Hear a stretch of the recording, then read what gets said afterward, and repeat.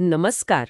આજે આપણે અર્સુલા કે લેગવિનની 1973ની એક ખૂબ જ પ્રખ્યાત અને સાચે જ વિચારવા મજબૂર કરે એવી વાર્તા the ones who walked away from Omelas પર ઊંડાણપૂર્વક ચર્ચા કરવાના છીએ. હા, આ વાર્તા ખરેખર અનોખી છે. એક જ શ્રુત છે, પણ એમાંથી જે નૈતિક પ્રશ્નો ઊભા થાય છે એ ગજબના છે. તો ચાલો શરૂ કરીએ ઓમેલાસથી. વાર્તા આપણને એક શહેરમાં લઈ જાય છે. કેવું છે એ શહેર? કલ્પના કરો કે દરિયા કિનારે વસેલું ચમકતા મિનારાઓવાળું શહેર. ઉનાળાનો ઉત્સવ ચાલી રહ્યો છે. હા, બધી ઘંટડીઓનો અવાજ આવે છે. બંદરમાં હોડીઓ પર ધ્વજા લહેરાય છે. રંગીન ઘરો, બગીચાઓ, સરઘસો. બરાબર. અને સૌથી મહત્વની વાત, અહીંના લોકો ખરેખર ખુશ છે, એકદમ આનંદમાં. પણ લેખક ભાર મૂકીને કહે છે કે આ કોઈ સાદી સીધી ભોળી ખુશી નથી. આ લોકો એમના સમાજમાં રાજા નથી, ગુલામી નથી, શસ્ત્રો નથી. હા, કે નથી શેરબજાર, ગુપ્ત પોલીસ કે બોમ્બ. પણ એનો મતલબ એ નથી કે તેઓ પછાત છે. ઉલટાનું, તેઓ જટિલ, બુદ્ધિશાળી અને ઉત્સાહી પુખ્ત લોકો છે. અને એમની ખુશી કોઈ યુદ્ધ જીતવા પર કે એના પર આધારિત નથી. એ તો બસ જીવનનો ઉત્સવ છે. ખરી વાત. લેખક એ પણ મુદ્દો ઉઠાવે છે કે આપણે ઘણીવાર ખુશીને કંઈક અંશે મૂર્ખાઈભરી ગણીએ છીએ, જાણે કે માત્ર પીડા જ બૌદ્ધિક હોઈ શકે. અને ઓમેલાસ આ વિચારને પડકારે છે, પણ આ લોકો જીવે છે કેવી રીતે? ટેકનોલોજી છે ત્યાં? લેખક કહે છે કે એ ખરેખર મહત્વનું નથી. કદાચ હોય, કદાચ ન પણ હોય. સેન્ટ્રલ હીટિંગ, સબવે, ફ્યુઅલલેસ પાવર, કદાચ બધું જ હોય. અથવા કાંઈ જ નહીં. હા, અથવા કંઈ જ નહીં. મુખ્ય વાત એ છે કે એમની ખુશી જરૂરી અને બિનવિનાશક વસ્તુઓના ભેદ પર ટકેલી છે. કોઈ અપરાધભાવ નથી એમનામાં. અને પેલો ડ્રૂઝ નામનો પદાર્થ? હા, એનો પણ ઉલ્લેખ છે. કદાચ એવો કોઈ પદાર્થ હોય જે હાનિકારક વગર આનંદ આપતો હોય. પણ એ પણ મુખ્ય નથી. મુખ્ય છે એમનું જીવન પ્રત્યેનો અભિગમ. વાતાવરણ તો ખૂબ જ સુંદર લાગે છે. ઉત્સવ, રસોઈની સુગંધ, ઘોડેસવારી, સંગીત. બધું જ. એકદમ પરફેક્ટ ચિત્ર. પણ પછી લેખક આપણને અટકાવે છે. પૂછે છે, શું તમે આ આનંદમાં વિશ્વાસ કરો છો? અને કહે છે કે જો નહીં, તો એક વાત હજુ જાણવી જરૂરી છે. હા. અને અહીંથી વાર્તાનો અંધકારમય ભાગ શરૂ થાય છે. વાત એમ છે કે ઓમેલાસની કોઈક સુંદર ઇમારતના ભોયલામાં. ભોયરામાં.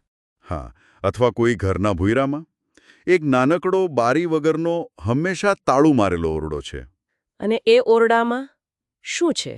અંદર એક બાળક છે.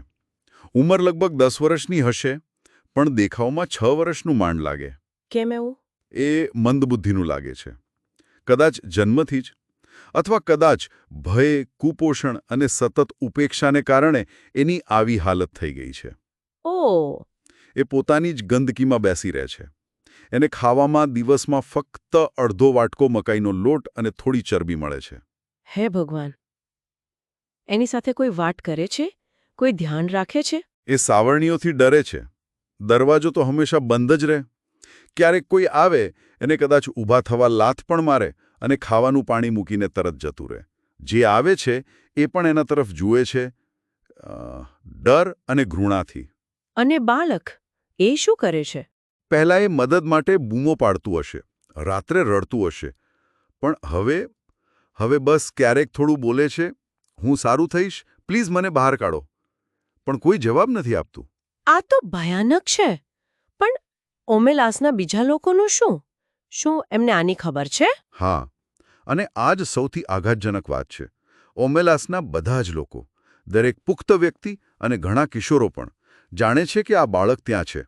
બધા જાણે છે, અને છતાં? હા, તેઓ જાણે છે કે તેમની ખુશી, શહેરની સુંદરતા, મિત્રતાની હૂંફ, બાળકોનું સ્વાસ્થ્ય, વિદ્વાનોની બુદ્ધિ, કારીગરોની કુશળતા, સારો પાક, સારું હવામાન, આ બધું જ સંપૂર્ણપણે પેલી એક બાળકની ભયાનક, સતત પીડા પર નિર્ભર છે. એ જ કિંમત છે એમની ખુશીની. પણ આ કેવી રીતે બની શકે? લોકોને ક્યારે ખબર પડે છે આ સત્યની? સામાન્ય રીતે બાળકોને 8 થી 12 વર્ષની ઉંમર વચ્ચે આ વાત જણાવવામાં આવે છે. ઘણા યુવાનો બાળકને જોવા પણ જાય છે. અને એમની પ્રતિક્રિયા શું હોય છે?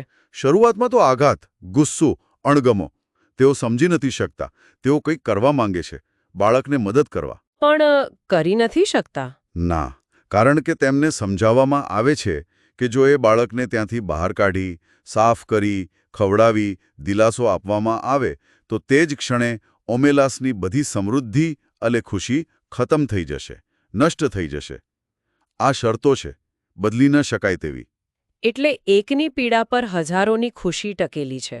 આ તો એક ભયાનક સોદો છે. લોકો આને સ્વીકારી કેવી રીતે લે છે? સમય જતાં મોટાભાગના લોકો સ્વીકારી લે છે. તેઓ કારણો વિચારે છે, જેમ કે બાળક એટલું માનસિક અને શારીરિક રીતે ભાંગી ગયું છે કે કદાચ બહાર આવીને પણ સાચો આનંદ માણી જ ન શકે. એની પીડા ભોગવાઈ ચૂકી છે. એટલે તેઓ આ ભયાનક ન્યાયને સ્વીકારી લે છે. હા, કદાચ આ સ્વીકાર, એ સમજ કે તેમની ખુશી મફતમાં નથી મળી, એ જ તેમના જીવનને ઊંડાણ અને કરુણા આપે છે. તેઓ જાણે છે કે તેઓ પણ પેલા બાળકની જેમ સંપૂર્ણપણે મુક્ત નથી. આ સમજણ જ કદાચ તેમના સંગીત, વિજ્ઞાન અને સ્થાપત્યને મહાન બનાવે છે. બરાબર. એમના આંસુ અને ગુસ્સો અને પછી એની સ્વીકૃતિ, એ જ એમના જીવનની ભવ્યતાનો સ્ત્રોત છે, લેખક એવું સૂચવે છે. આ બધું સમજવું ખરેખર અઘરું છે. પણ વાર્તા અહીં પૂરી નથી થતી, બરાબર? હજુ કંઈક બાકી છે. બિલકુલ. એક છેલ્લી અને કદાચ સૌથી વધુ અવિશ્વસનીય વાત. ક્યારેક એ બાળકને જોયા પછી કોઈ કિશોર કે કિશોરી અથવા કોઈ પુખ્ત સ્ત્રી કે પુરુષ ઘરે પાછા નથી ફરતા. પાછા નથી ફરતા? તો શું કરે છે? તેઓ રડીને કે ગુસ્સે થઈને શાંત નથી થઈ જતા.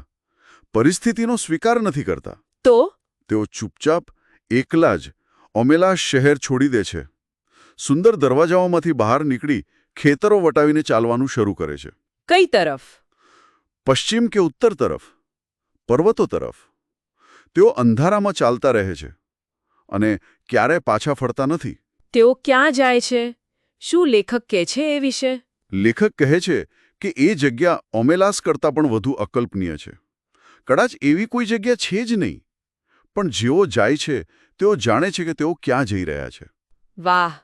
આ તો ખરેખર અંત બહુ જ સશક્ત છે. આખી વાર્તા આપણને મૂળભૂત નૈતિક સવાલ પૂછે છે. હા, કે શું બહુમતીનું સુખ એક નિર્દોષ વ્યક્તિની પીડા પર આધારિત હોઈ શકે? શું આવી ખુશી, આવી વ્યવસ્થા ક્યારે સાચી ઠેરવી શકાય? અને પેલો છેલ્લો વિકલ્પ, ચાલ્યા જવાનો, એનો શું અર્થ? એ જ તો વિચારવા જેવું છે. શું એ અસ્વીકાર છે? નૈતિક જવાબદારીમાંથી છટકી જવું છે? કે પછી એકમાત્ર સાચો નૈતિક રસ્તો એ જ છે, ભલેને એ અજાણ્યા ભવિષ્ય તરફ દોરી જતો હોય? ઓમેલાસ આપણને જે વિકલ્પો આપે છે, સ્વીકાર, સહભાગિતા કે અસ્વીકાર, એ આજે પણ એટલા જ પ્રસ્તુત છે. ખરેખર. અને એના પર વિચાર કરતા રહેવું, એ જ આ વાર્તાની ખરી સાર્થકતા છે.